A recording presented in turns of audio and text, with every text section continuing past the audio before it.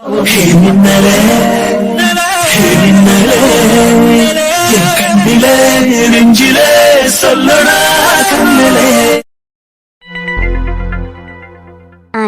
ஆஸ்பத்திரிக்கு போக நேரமாச்சாப்பா? நேரமெல்லாம் இருக்கு சித்தி. நான் சரி 2 நாள் போகலையேன்னு கொஞ்சம் நேரத்துல கிளம்பிட்டேன். என்ன சித்தி, ஏதாவது பேசணுமா? ஆமா அன்பு, அது ஒன்றும் இல்லைப்பா. நீ கொஞ்சம் ஃப்ரீயாக இருந்தா நம்ம ஐஷோட ஜாதகத்தை கொண்டு போய் ஜோசியர்கிட்ட ஒன்று பார்த்துட்டு வரலான்னு நினைக்கிறேன். இங்கே பக்கத்தில் நல்ல ஜோசியர் யாராவது இருக்காங்களாப்பா? ஜோசியரெல்லாம் இருக்காங்க சித்தி. ஆனா இப்ப எதுக்கு ஐஷோட ஜாதகத்தை ஜோசியர்கிட்ட கொண்டு போய் காமிக்கணும்? அது இல்லப்பா அன்பு, அவளுக்கு கல்யாணம்னு சொல்லி பேச்சு எடுத்ததுலேருந்தே ஒரே தடங்களாவே இருக்கு. அவளும் சம்மதிக்க மாட்டேங்கிறா. நம்மளா ஏதாவது பார்த்து பண்ணி வைக்கலான்னா அதுலேயும் ஏதாவது ஒரு பிரச்சனை வந்துக்கிட்டே இருக்கு. அப்புறம் இந்த கல்யாணங்கிறதெல்லாம் நம்ம முடிவு பண்ணுறதில்ல, அந்த கடவுள் முடிவு பண்ணுறதுன்னு சொல்லுவாங்க.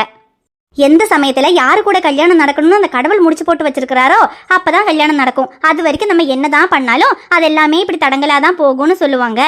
சரி, எதுக்கும் ஐஷோட ஜாதகத்தை கொண்டு போய் ஜோசியர்கிட்ட காமிச்சு அவளுக்கு கல்யாண யோகம் வந்துருச்சா, எப்ப கல்யாணம் நடக்கும்னு கொஞ்சம் பார்த்துட்டு வரலாம்னு நினைக்கிறேன். நான் ஏன் சொல்றேன்னா, இப்ப அவளுக்கு கல்யாண யோகம் வந்துருச்சு, இப்ப சீக்கிரத்துல கல்யாணம் ஆயிடும்னு ஜோசியர் சொல்லிட்டாருன்னா நம்ம அதுக்கு தகுந்த மாதிரி கல்யாண ஏற்பாடெல்லாம் பண்ணிக்கலாம்ல. இல்லை, ஒருவேளை அவளுக்கு இன்னும் கல்யாண யோகம் வரல, கொஞ்சம் நாளாகுன்ற மாதிரி ஜோசியர் சொன்னா கூட நம்ம அவகிட்ட கல்யாணம் அவளை அவசரப்படுத்த வேண்டாமே, கொஞ்ச நாள் கழிச்சு பொறுமையா கூட பண்ணிக்கலாமே. அதுக்காக தான் ஒரு போய் என்ன ஏதுன்னு பார்த்துட்டு வந்துடலாம்ப்பா.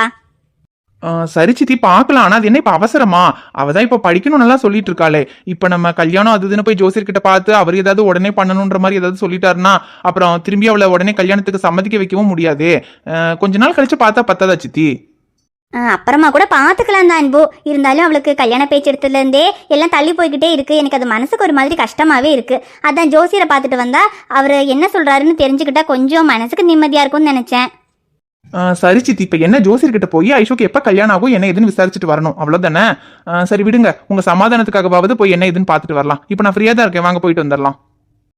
சரிப்பா அன்பு, நான் அதை ஐஷோட ஜாதகத்தையும் எடுத்துட்டேன். நம்ம போய் ஒரு பார்த்துட்டு வந்துடலாம் வா.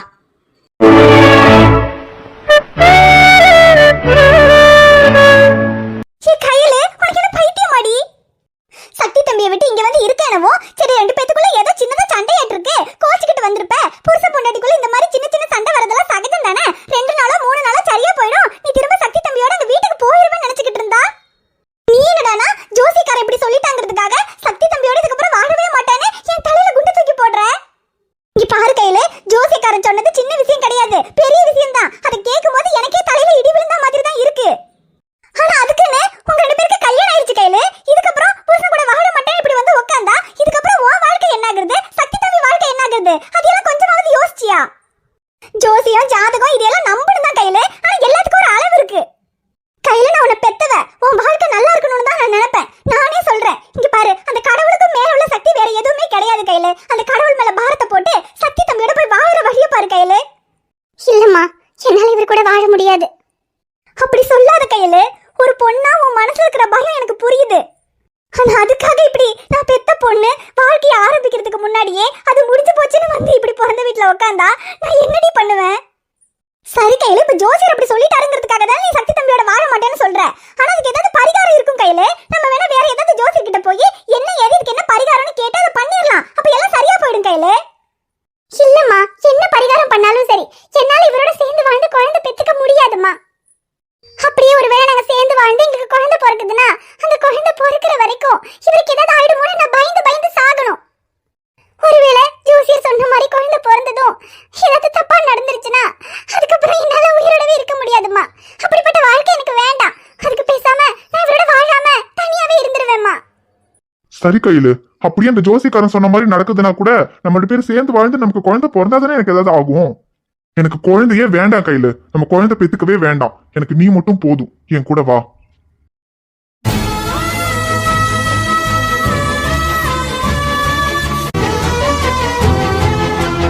பாரு கையில, இந்த உலகத்துல எந்த ஆம்பளையாவது இப்படி ஒரு வார்த்தையை சொல்லுவாங்களா? குழந்தை இல்லங்கிற காரணத்துக்காகவே எத்தனையோ பேர் கட்டின பொண்டாட்டியவே விவாகரத்து பண்ணிருக்காங்க. அப்படிப்பட்ட ஆம்பளைங்களுக்கு மத்தியில எனக்கு குழந்தையே வேண்டாம், நீ மட்டும் போதும், என் கூட வந்துருன்னு கூப்பிடுறாரு. இப்படிப்பட்ட மனுஷனையாடி நீ கஷ்டப்படுத்திட்டு இங்க வந்து உட்காந்துருக்க?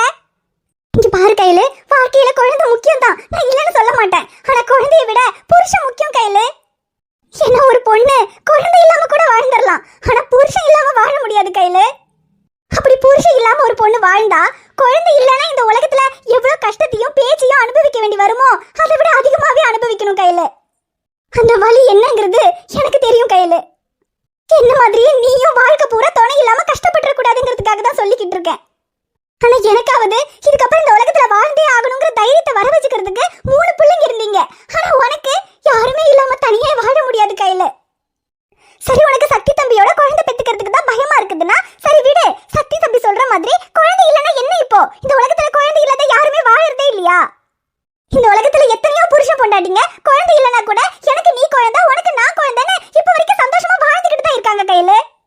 நான் இப்பவும் சொல்றேன் கையில, வாழ்க்கையில குழந்தைங்கிற உறவை விட முக்கியம் புருஷங்கிற உறவு. ஒரு பொண்ணுக்கு எந்த கஷ்டம் வந்தாலும் எந்த பிரச்சனை வந்தாலும் அதுக்கு கூட நின்று பாத்துக்கிற மாதிரி ஒரு பாசமான புருஷன் கிடைச்சிட்டா அதுக்கப்புறம் குழந்தை இல்ல இன்னும் வேற வாழ்க்கையில என்ன பெரிய பிரச்சனை வந்தாலும் அதெல்லாம் ஒரு விஷயமே இல்ல கையில. அதுலயும் சக்தி தம்பி மாதிரி ஒரு புருஷன் வேற எந்த பொண்ணுக்குமே கிடைக்காது கையில. உனக்கு கிடைச்சிருக்கு. இப்படிப்பட்ட ஒரு வாழ்க்கைய தொலைச்சிடாத கையில. நீங்க சொல்றது உண்மைதாம்மா. சக்தி மாதிரி ஒரு புருஷன் வேற எந்த பொண்ணுக்காவது கிடைப்பாங்களான்னு தெரியல. ஆனா எனக்கு கிடைச்சிருக்காரு. ஆனா இப்படி ஒரு புருஷன் கிடைச்சும் எனக்கு அவர் கூட சேர்ந்து வாழறதுக்கு கொடுத்து வைக்கலம்மா. ஒரு பொண்ணு குழந்தை இல்லாம கூட வாழ்ந்துடலாம். ஆனா புருஷன் இல்லாம வாழ முடியாதுன்னு எனக்கும் தெரியும். ஆனா என் சக்தி சின்னதுல இருந்தே அம்மா அப்பா அண்ணன் தங்கச்சி தம்பின்னு எந்த உறவுமே இல்லாம வளர்ந்தாரு. கல்யாணத்துக்கு அப்புறமாவது பொண்டாட்டி குழந்தைங்கன்னு சந்தோஷமா இருக்கணும்னு ஆசைப்பட்டாரு. ஆனா பொண்டாட்டி நான் மட்டும் அவர் கூட இருந்தா பத்தாது. அவருக்கு குழந்தைன்ற உறவு வேணும். அவரோட அம்மா அப்பா கிட்ட இருந்து அவருக்கு கிடைக்காத பாசத்தை எல்லாம் அவரோட குழந்தைங்களுக்கு கொடுத்து சந்தோஷப்படணும்னு நினைச்சாரு. அப்படிப்பட்ட மனுஷனுக்கு குழந்தை பெத்து கொடுக்காம அவர் கூட நான் வாழ்ந்து என்னமா பிரயோஜனம்? அவர் என்ன கல்யாணம் பண்ணிக்கிட்டாதான் குழந்தை பிறந்தா அவருக்கு ஏதாவது ஆயிடும். ஆனா அவர் வேற பொண்ணை கல்யாணம் பண்ணிக்கிட்டு குழந்தை பெத்து சந்தோஷமா வாழட்டும். அவர் கூட சந்தோஷமா வாழ முடியலனாலும் அவர் சந்தோஷமா வாழறத பாக்குற சந்தோஷம் எனக்கு போதும். நான் சொல்றத கேளு கையில. சக்தி தம்பி இன்னை வரைக்கும் யாருக்கும் எந்த கெடுதலும் நினைச்சதில்ல. அவரோட மனசுக்கும் சரி உன்னோட நல்ல மனசுக்கும் சரி உங்களுக்கு எதுவுமே தப்பா நடக்காது கையில. நீ வேணா பாரு, அந்த ஜோசிய சொல்ற மாதிரி எதுவுமே நடக்க போறதில்ல. ஏன்னா இந்த சாஸ்திரம் சடங்கு சம்பிரதாயம் இது எல்லாத்துக்கும் மேல உண்மையான அன்பு தான் ஜெயிக்கும் கையில. உண்மையான அன்பு விதியை கூட மாத்தும் கையில. நீ தேவையில்லாததெல்லாம் யோசிச்சு மனசை போட்டு குழப்பிக்காம அந்த கடவுள் மேல பாரத்தை போட்டு சக்தி தம்பி மேல நம்பிக்கை வச்சு அவர் கூட போய் வாழு கையில. இல்லம்மா, என்னால இவர் கூட வாழ முடியாது. நான் முடிவு பண்ணிட்டேன். என்ன திரும்ப திரும்ப கட்டாயப்படுத்தாதீங்கம்மா. இப்படியே என்ன கட்டாயப்படுத்திட்டு இருந்தீங்கன்னா அப்புறம் நான் இந்த வீட்ல கூட இருக்க மாட்டேன். உங்க யார்கிட்டயும் சொல்லாம நான் எங்கயாவது போயிடுவேன்.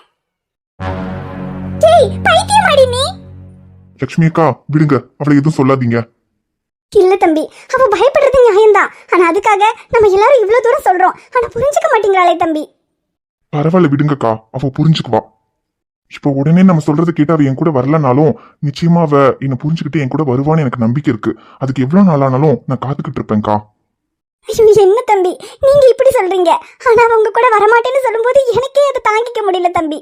நீங்க எப்படி தாங்கிக்குவீங்க? அவ என் கூட வரமாட்டேன்னு சொல்லும்போது எனக்கு கஷ்டமா தான்க்கா இருக்கு. ஆனா அதுக்காக நான் அவளை விட்டுற மாட்டேன். நான் எப்பவுமே அவ கூட தான் இருப்பேன். நீங்க கையில நினைச்சு கவலைப்படாதீங்கக்கா. அவ கூடிய சீக்கிரமே என் கூட சேர்ந்து வாழ்வா. அதுக்கு என்ன பண்ணணும்னு எனக்கு தெரியும். நான் பாத்துக்கிறேன். எனக்கு அவகிட்ட கொஞ்சம் பேசணும்க்கா. சரி தம்பி, நீங்க பேசுங்க. டிங்கு வா வெளியே போலாம்.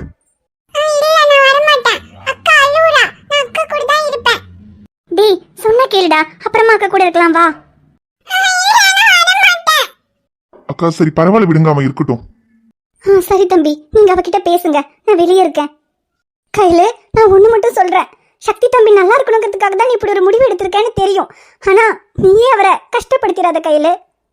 அவரை கஷ்டப்படுத்துறது மட்டும் இல்ல, நீயே உன் தலையில மண்ணை வாரி போட்டுக்காத. அவ்வளவுதான் சொல்லுவேன்.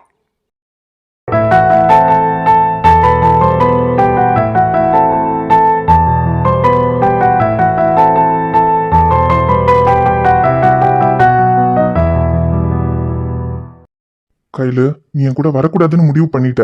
இதுக்கப்புறம் நான் உன்னை கூப்பிடல. ஆனா ஒண்ணு மட்டும் உன்கிட்ட கேட்கணும் கையில. நான் கட்டின தாலியை கழட்டி கூடன்னு கேட்டதுக்கே உன்னால அதை தாங்கிக்க முடியல. அவ்வளவு அழுத. நான் கட்டின தாலியவே உன்னால விட்டு கொடுக்க முடியலையே. அப்புறம் எப்படி கையில என்ன விட்டு நீ இருப்ப?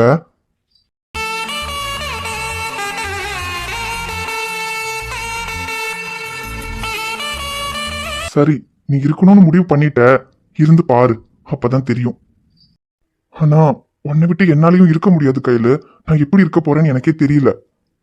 என்னைக்காவது ஒரு நாள் நான் இல்லாம உன்னால இருக்க முடியாதுன்னு உனக்கு தோணுச்சுன்னா எனக்கு ஒரு ஃபோன் பண்ணு.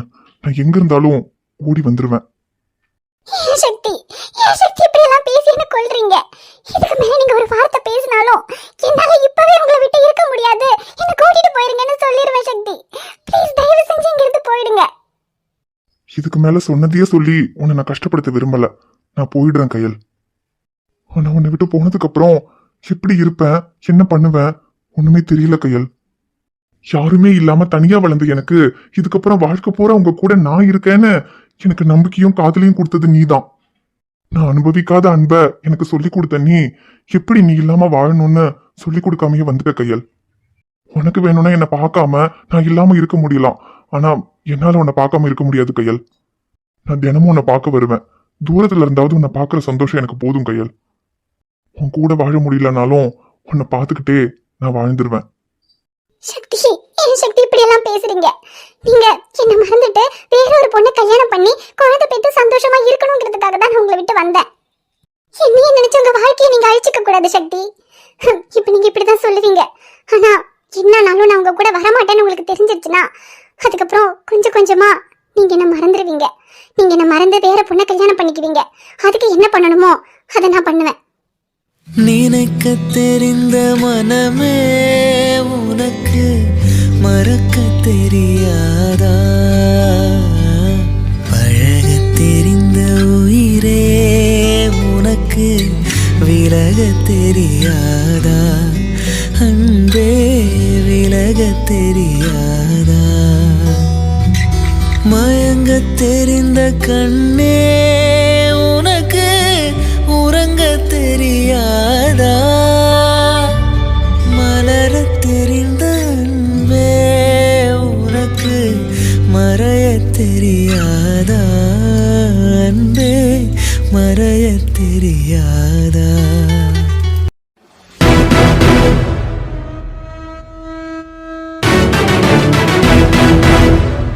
ஐயோ யாரு தம்பி நீ? எதுக்கு என்னைய போட்டு அடிக்கிற? யோ, நான் யாருன்னு உனக்கு தெரியாது. ஆனா 2 நாளைக்கு முன்னாடி ஜாதகம் பார்க்க வந்த பொண்ணு கிட்ட நீயும் உன் புருஷனும் சேர்ந்து வாழ்ந்தா உன் புருஷன் இறந்துருவான்னு சொன்னியே, அந்த பொண்ணு உனக்கு ஞாபகம் இருக்கா? அது வந்து தம்பி. என்னையா வந்து போய் நீ இழுக்கிற? உண்மையை சொல்லு. அந்த பொண்ணு கிட்ட ஜாதகத்துல இருக்கிறது தான் சொன்னியா, இல்ல பரிகாரம் பண்ணி பணம் புடுங்கிறதுக்காக வேணும்னே போய் சொன்னியா? நான் எதுக்கு தம்பி போய் சொல்லணும்? ஜாதகத்துல உள்ளதான் நான் சொன்னேன். என்னது? ஐயோ வேணாம் தம்பி, அடிக்காதுக்கு தம்பி, வலிக்குது. வலிக்குதா? அடிச்சதுக்கே உனக்கு வலிக்குதுன்னா அப்ப புதுசா கல்யாணம் ஆகி இப்பதான் வாழ்க்கை ஆரம்பிக்க போறோம்னு சந்தோஷமா இருந்தவங்கள இப்படி ஜாதகத்தோட பேரை சொல்லி பிரிச்சு வச்சிருக்கே, அப்ப அவங்களுக்கு எவ்வளவு வலிக்கும்? ஒழுங்கு மரியாதையா இப்ப சொல்ற, அந்த ஜாதகத்துல இருக்கிறத தான் சொன்னியா, இல்ல பணத்துக்காக வேணும்னே போய் சொன்னியான்னு? ஐயோ தம்பி, நான் உண்மையை தான் தம்பி சொல்றேன். அந்த பொண்ணோட ஜாதகத்துல அப்படிதான் தம்பி இருந்துச்சு, அததான் நான் சொன்னேன். யோ, ஒழுங்கா நீயே இப்ப உண்மையை சொல்லிட்டேன்னா நான் உன்னை விட்டுருவேன். இல்லன்னு வெயி, அந்த ஜாதகத்தை கொண்டு போய் நான் வேற ஜோசியர்கிட்ட காட்டுவேன். அப்ப மட்டும் அதுல நீ சொன்னதுல ஏதாவது பொய் இருந்துச்சுன்னு எனக்கு தெரிஞ்சுது. அப்புறம் ஊர்ல உள்ளவங்களுக்கெல்லாம் நேரம் நல்லா இருக்கான்னு பார்த்து சொன்னல, அதுக்கப்புறம் உனக்கு நேரம் எப்படி இருக்குன்னு பார்த்து வெயி, நான் வந்துடுறேன். ஐயோ தம்பி தம்பி, ஒரு நிமிஷம் இருங்க தம்பி. என்ன, ஒழுங்கா உண்மையை சொல்றியா, இல்ல நான் வேற ஜோசியர்கிட்ட பார்த்துட்டு வந்து உன்னை வெளுக்கவா? ஐயோ வேண்டாம் வேண்டாம் தம்பி, நான் உண்மையை சொல்லிடுறேன் தம்பி.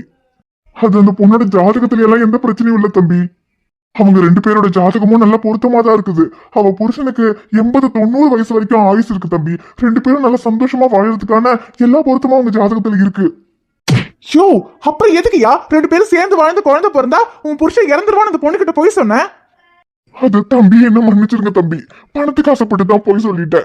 ஏன்னா எந்த பொண்ணா இருந்தாலும் புருஷன் உயிருக்கு ஆபத்துன்னு சொன்னா அதுக்கு என்ன பரிகாரம் பண்ணணும்னு கேட்பாங்க. எவ்வளவு செலவானாலும் பரவாயில்ல, அந்த பரிகாரத்தை பண்ணிடணும்னு தான் சொல்லுவாங்க.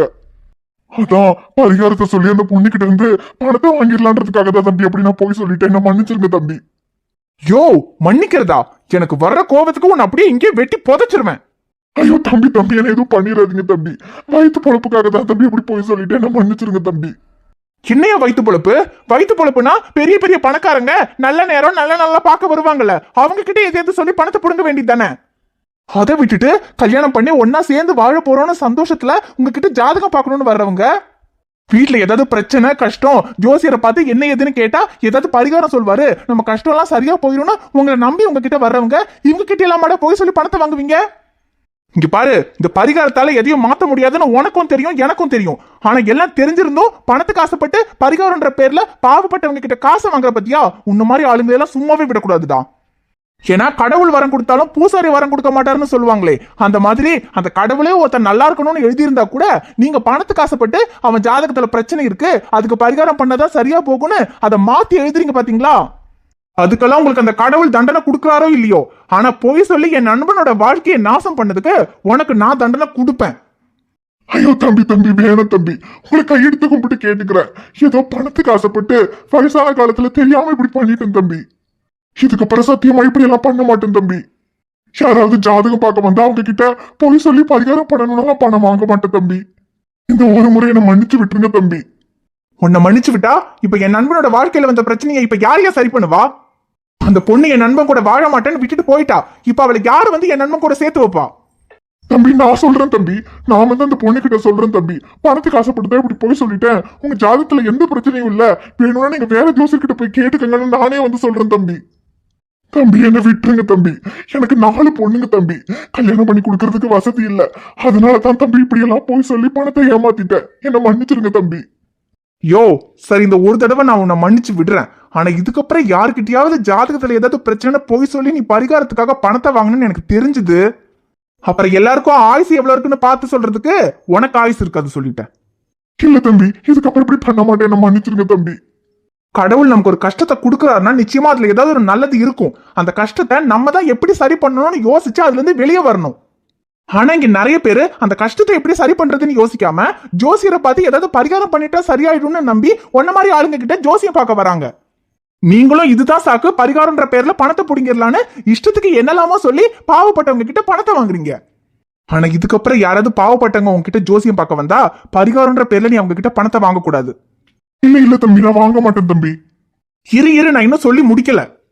ஆனா காசு இருக்கிறவங்க யாராவது ஜாதகத்துல பிரச்சனை என்ன பரிகாரம் பண்ணணும்னு கேட்டு வந்தா அவங்க கிட்ட ஊர்ல பசியில சாப்பாடு இல்லாம கஷ்டப்படுற யாருக்காவது ஒரு நேரம் சாப்பாடு வாங்கி போட சொல்லு. சொல்லுவியா? சொல்றேன் தம்பி, சொல்றேன் தம்பி. அது அந்த பொண்ணு கிட்ட உண்மையை சொல்றதுக்கு நான் உனக்கு எப்ப கூப்பிடுறேனோ அப்ப வந்து உண்மையை சொல்லணும், புரிஞ்சுதா? கண்டிப்பா வந்து சொல்றேன் தம்பி, என்ன விட்டுருங்க தம்பி. ஐயோ கடவுளே, என்ன அன்பு இதெல்லாம்? இவன் உன் பொண்டாட்டியோட தம்பி தானே? என்ன அன்பு இதெல்லாம்? பாவம், அந்த ஜோசியரே வயசானவரு இப்படி நடு ரோட்ல போட்டு ரவுடி மாதிரி அவன் அடிச்சுக்கிட்டு இருக்கான். ச்சே, நான் கூட அவனை என்னமோ நினைச்சேன். உன் பொண்டாட்டியோட தம்பி என்ன இவ்வளவு பெரிய பொறுக்கியா இருக்கான்? நீ இந்த ஊர்ல எவ்வளவு பெரிய டாக்டர், உனக்கு எவ்வளவு மரியாதை இருக்கு. ஆனா ஓ மச்சான் இப்படி நடு ரோட்ல பொறுக்கித்தனம் பண்ணிக்கிட்டு இருந்தா நாளைக்கு ஓ பேர் தானே கெட்டு போகும். நீங்க சொல்றது சரிதான் சித்தி. இந்த பொறுக்கி கிட்ட எவ்வளவுதான் அடித்தடி பண்ணாதன்னு சொன்னாலும் இந்த நாய் திருந்தவே மாட்டான். இவன டேய் மாமா, டேய் பொறுக்கி, வயசானவரை கூட பார்க்காம நடு ரோட்ல வச்சு ரவுடித்தனம் பண்ணிட்டு இருக்க உன்ன.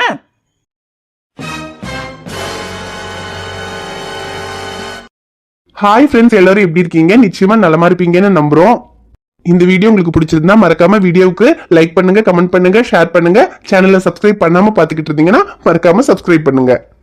பாப்பா உங்களை பார்க்க நாளைக்கு வருவேன். பை.